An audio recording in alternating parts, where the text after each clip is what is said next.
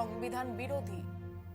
কেবল তিনিই নন, দেশের বিরাট সংখ্যক মানুষ পাহারা দিয়েছেন হিন্দুদের মন্দির। এক হিন্দু যুক্তিবাদী খুনের মামলায় অপরাধীদের ফাঁসি হয়েছে।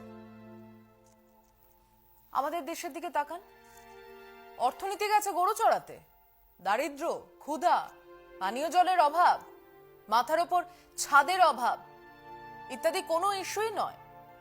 দেশ জুড়ে ইস্যু হলো লাভ জিহাদ, হিজাব, লাউডস্পিকারে আজান, গোমাংস, প্রকাশ্য জনসভায় কতগুলো ক্রিমিনাল হিন্দু রাষ্ট্রের কথা বলছে, হিন্দু রাষ্ট্রের জন্য প্রয়োজনে মানুষ মারার শপথ নিচ্ছে।